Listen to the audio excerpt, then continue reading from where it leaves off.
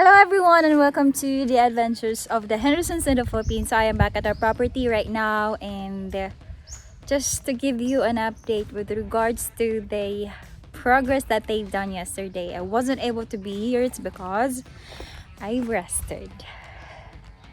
So yeah, and let me show you because they've really done a lot yesterday. So as you've noticed,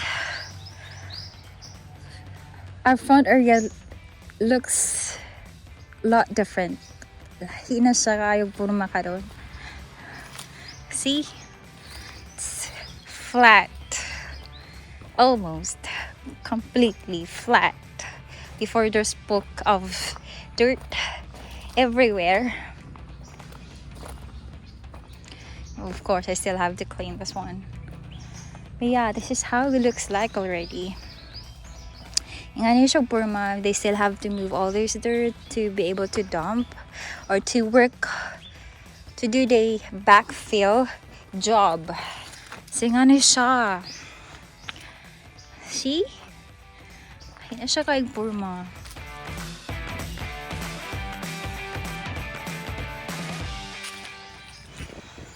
And the more I get excited of the progress that they've done, one thing that only surprised me a little is they cut trees on this part a lot.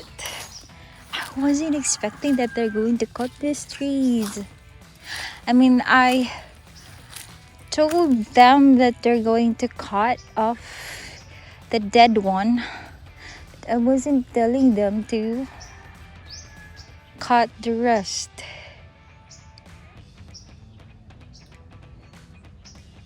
At least this one is in progress, a lot of progress. Sooner it will look a lot better. But I guess it was necessary for us to cut those trees. Pero at least tanawin po nimo, the positive side of that is the front area looks better. So aside from that, a different thing that happened or what they've done in the front area of the property. So aside Anna, you've seen as well that they had a delivery of more gravel. I think this is the preparation for the flooring work. This is 6 to 7 cubics of gravel.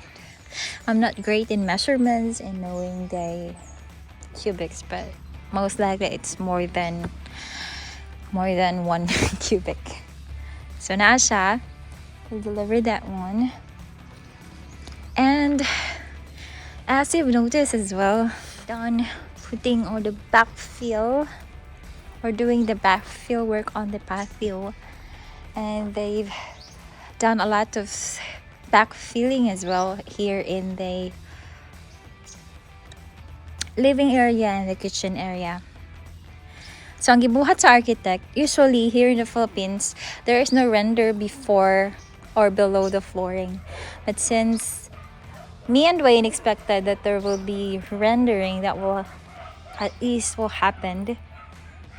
Actually, we didn't require it after we understand what he was trying to tell us, but he did it anyway. So they did the rendering, not on the whole wall footing, but at least at some point.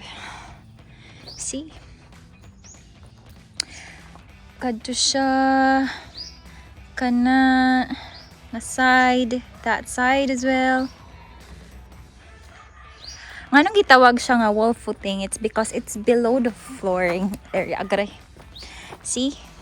This is, of course, part gapon siya, connected gapon siya sa wall stuff, but this is called the wall footing. So they've rendered this one. Because as what I've said here in the Philippines is different. They just leave it bare. I say bare, why sanina joke? Say bare, only hollow blocks on the wall footing area. Without the render or finish. They'll do only concrete hollow blocks for the wall footing, but then they've decided to follow the suggestion of me and Dwayne anyway. At least it wasn't that late. Because there's still a lot of wall footing area that could possibly render. Si mama ni siya pinaka bases on the flooring, the height of the flooring. So that means below on this one, on this tie, because this is a tie that will connect to the floor, wall to the floor.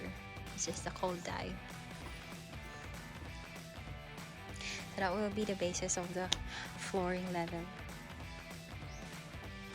Oh, may tabo. Taas-taas pa siya. Rendering na buhaton when it comes to wall footing.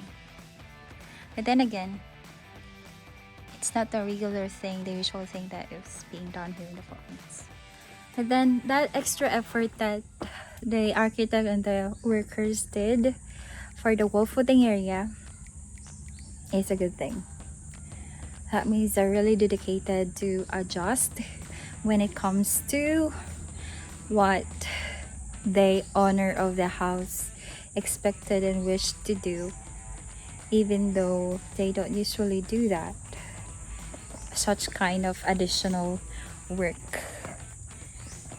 So if ever you've decided to like build your own house, or to have any, if you ever have like building projects, yeah, you could ask me or comment down below and I would give you the information of the architect, contact information.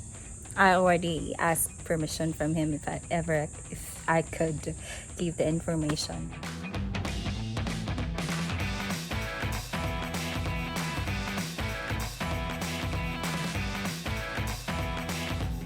Okay, so aside from the work that they've done, I mean the rendering of the wall footing area,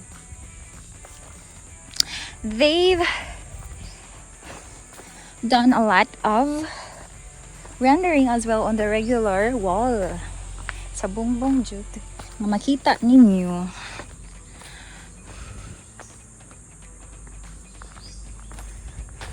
See?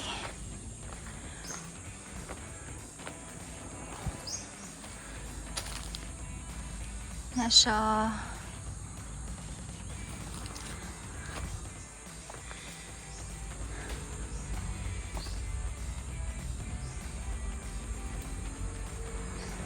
And this one,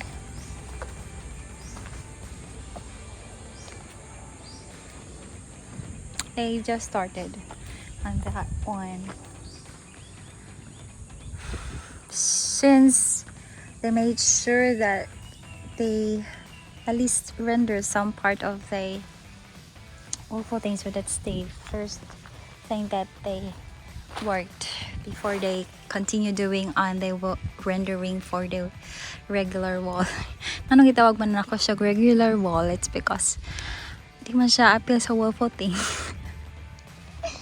I'm trying to describe things as much as I could, but I'm not a professional. I'm just showing you the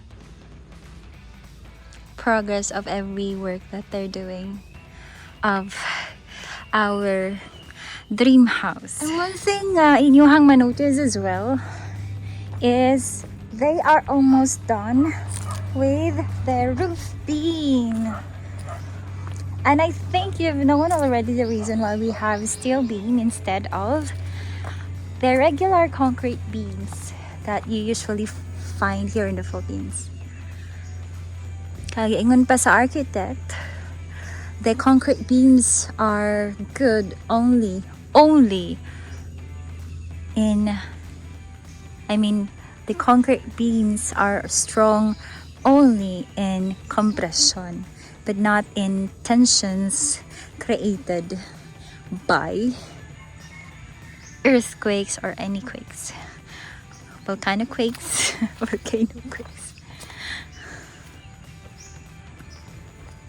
So mga na siyang, so that's why we're using the steel type of beam. And there are also other people who's wondering why they call the this one as beam instead of truss. I'm not really sure what's the difference between the truss and the beam, because the architect calls it rough beam while he is also naming or terming other thing as truss. So they haven't put the trusses yet.